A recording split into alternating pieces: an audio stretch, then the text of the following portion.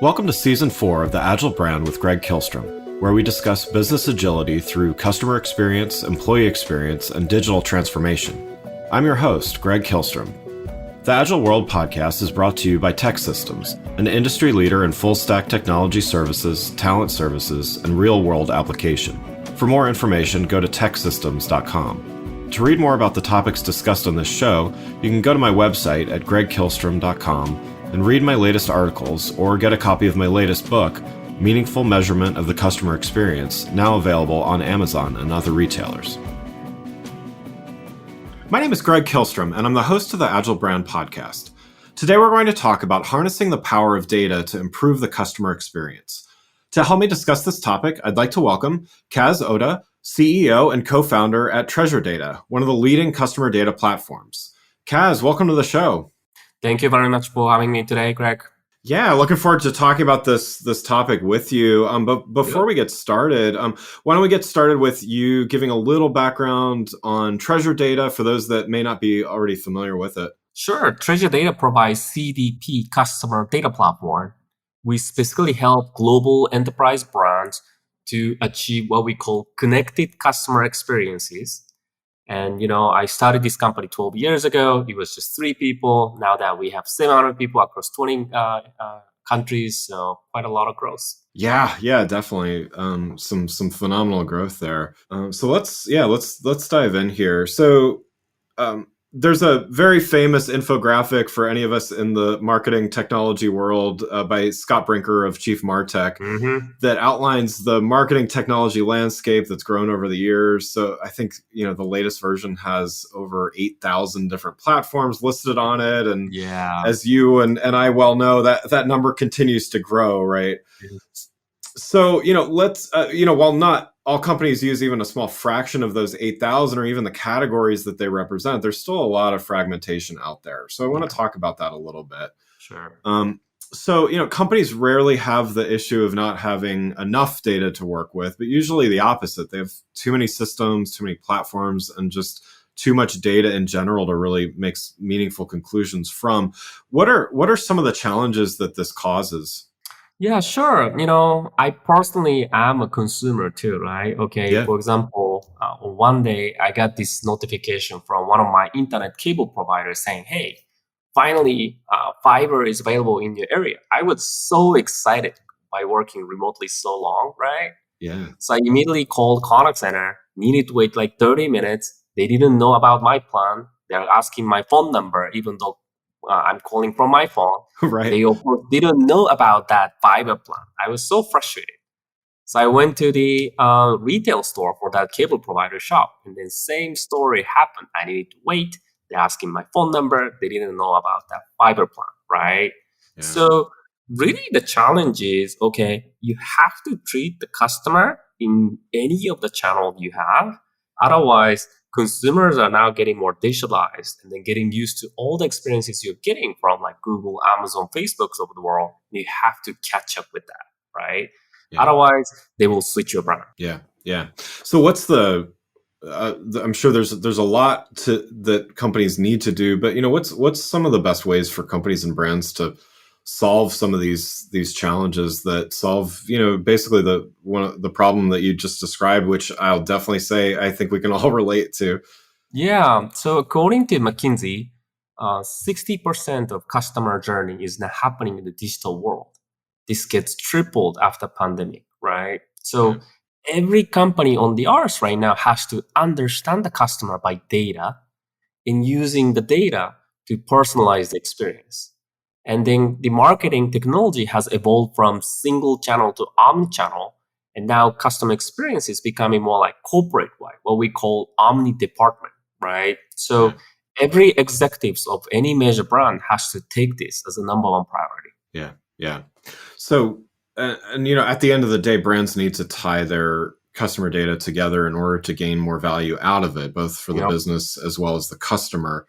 What do customers have to gain? I mean, brands can better utilize. They know who needs what when, and they can do that more easily. But what do customers have to gain when companies are able to more meaningfully use their data? Yeah, so I think there are two ways. Like one is okay, you can get more personalized offer, personalized experience, at the right time, at the right moment, right? So Yeah, that's just definitely the benefit for the customer. And then yeah, brands shouldn't spam a lot of marketing messages for them, right? So you can also control the frequency you're communicating with the customer. That's a benefit for the consumer side. yeah, Also, at the same time, customer can get more transparency about how the data gets used, right? So a lot of consumers are now concerned about, okay, I'm giving this my data to this brand. How is this data gets used, right? So I think by consolidating customer data in a transparent way, you can provide more trust and then transparency for the consumer. So I think those two are the main benefits for the consumers. yeah, yeah. That's great. And so, as brands do this, and they do this better, they're stitching together this data better, they're providing better customer experiences. How do brands measure and understand how well they're doing with with collecting and with really putting together this customer data with the data they collect? What are some of the metrics that they can use to help them continue to improve in their ability to use customer data successfully? Yeah, I would say this is really simple from CEO point of view. They, at the end of the day, looking for financial result, right? Yeah, So we yeah, see some brands using customer data to get hundreds of millions of dollars of margin and revenue increase. At the same time, bottom side, like making more organization more efficiently, and then the successfully reducing the cost of hundreds of millions of dollars. So that's what ultimately executives are looking for. yeah, But I think for the specifically, marketing department, service department, sales department, they can look at a little more sub KPIs, right? Okay, for marketing, it's probably around like customer acquisition, retention. For service, NPS, Net Promoter Score, yeah. and also as a sales, maybe conversion rate or customer satisfaction rate, right? So I think there are some departmental KPIs and then the corporate wide KPIs. Yeah, definitely. So now let's dive in a little deeper here and talk about this changing marketing technology landscape from a few perspectives. And the first Sure. you touched on a little bit, talking about consumer data privacy and data regulation in general, which is it's certainly GDPR and the EU has been Mm-hmm. doing a lot there, but there's a lot going on elsewhere, whether that's the state of California or elsewhere throughout the world. Right. What effect is this currently having on marketers and their ability to deliver personalized, relevant experiences despite consumers wanting that privacy? Yeah. So this is a great, topic. Um, last 10 years or so, 150 out of 200 countries has implemented the consumer data protection laws, right? Starting Yeah, from GDPR, you mentioned, CCPA, even in like state in the United States, they implemented a specific one too, right? yeah, yeah, There's also this like a general concerns about like consumers worried about how their data gets used, right? yeah, So the trend we're seeing is okay, 10 years ago, from technology point of view, it was a big data era. So every technology company, brand collect everything about your consumers and use the data wherever you want. yeah, But now with all these regulations, you have to first get the consent from the customer how the data gets used, right? So starting from a cookie consent where you get a little bit of pop-up when you go to website, but about the email, about any communication channels, you have to get the consent from the consumer.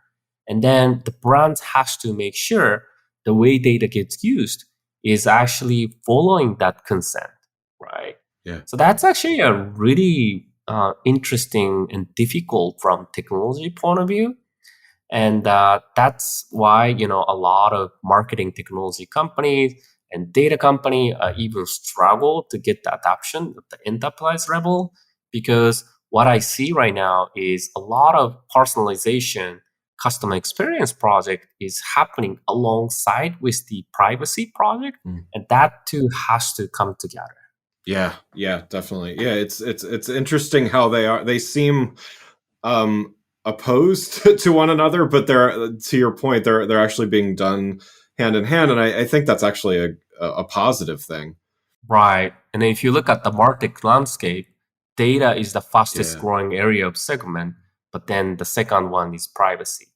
And then we always think those are the two sides of the coin, right? It's not like it's a separate problem. You have to solve it all. yeah, absolutely. Looking at, I mentioned that the infographic with the 8,000 marketing technology platforms and all that. Just one, curious your thoughts here is, what do you think is one of the more like overhyped areas of marketing technology that may be getting a lot of attention, but may not be worth the attention that it's getting right now? Yeah, this is an interesting question. I always make this mistake as a technologist where, okay, Yeah, I, underlooked something and then later on it becomes really popular. So really hard to make a yeah, comment. yeah, But I would say, right now there's too many vendors, as you mentioned, right? And too many categories. But I mean, you have to really think about what's important for you first, right? yeah, What's important for your customer. So don't think about like solution first, right? So there are 8,000 vendors trying to, get into your company and then use them.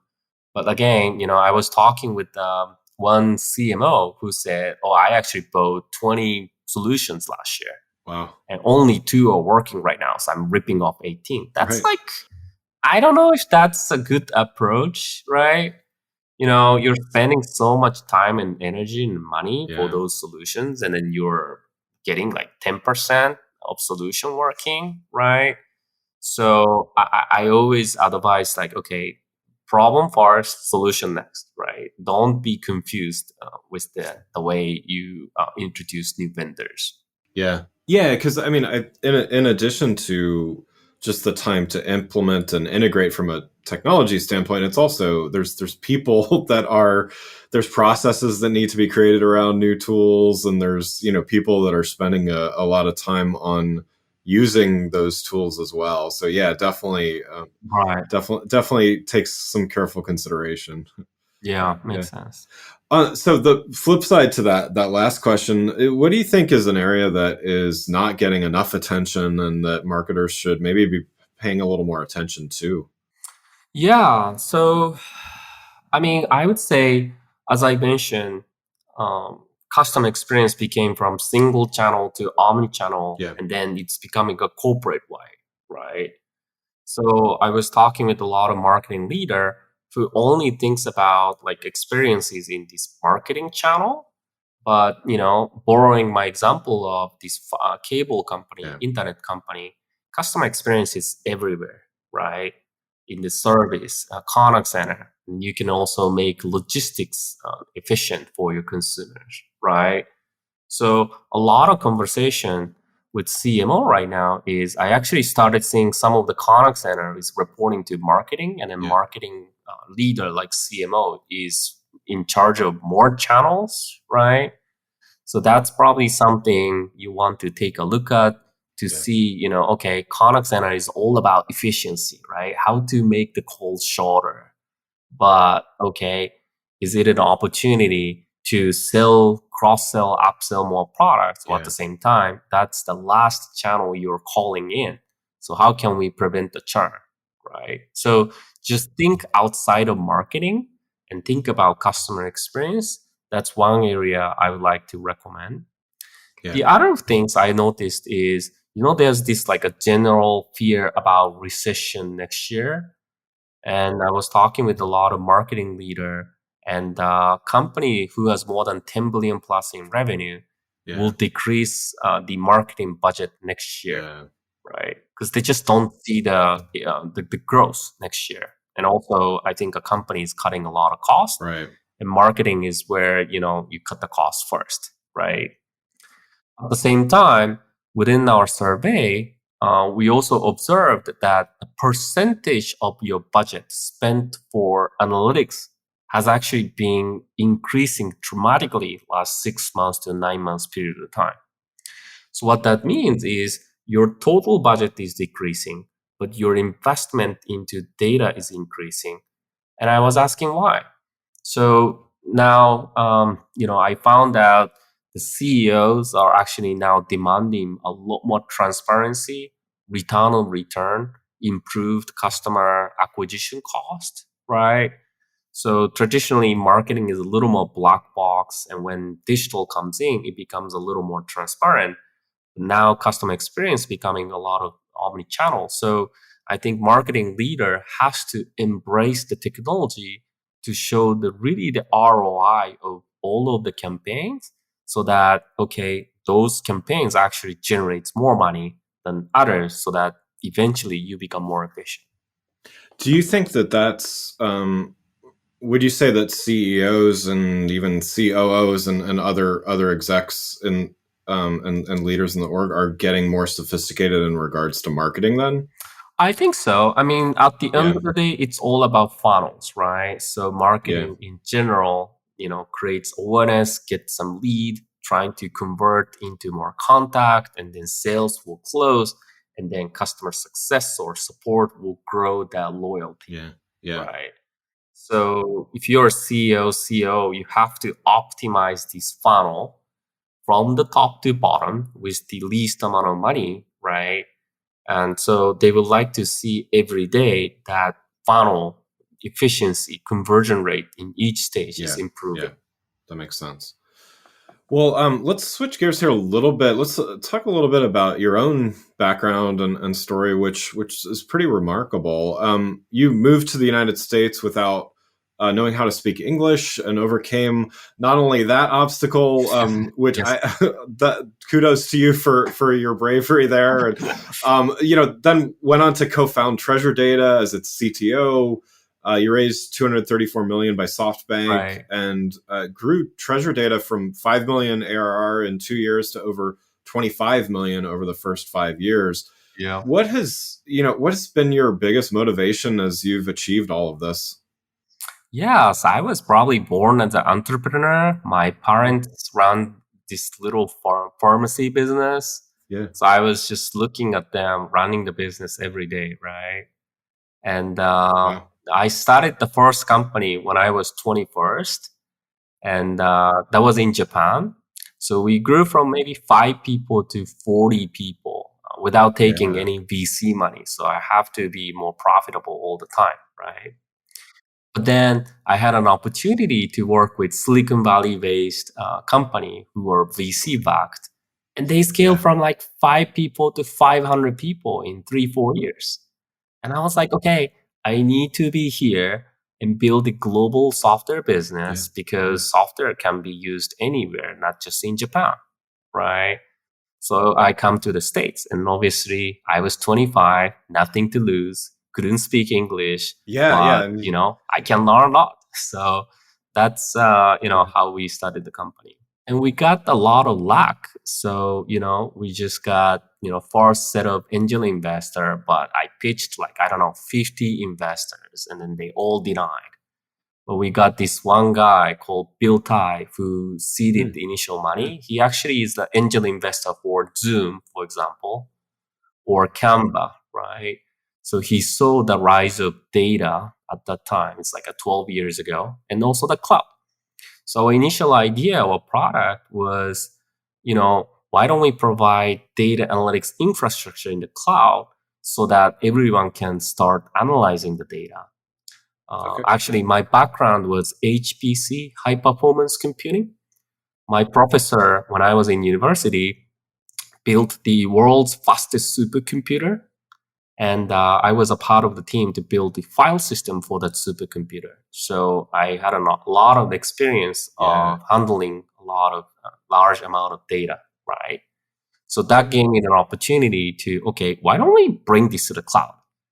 And at that time, investors were like, okay, who will Yeah. throw away the data to the cloud, right? Because cloud is just in its early phase. And guess what? Everyone is now doing it, right? So we won that bet. And, later on, we also find out a lot of our customer is using our product to analyze customer data. And then marketing is the end user to analyze customer data. So around 2016, we found this little category called CDP, Customer Data Platform, and decided to go all for it. And since then, we became a CDP, Customer Data Platform company, and empowering 400 world's largest brands. But at some point of the time, there were some tough challenges. Like maybe in the early days, we were running out of money in 3 months, right? But we successfully closed big clients. So it's a long journey we came in.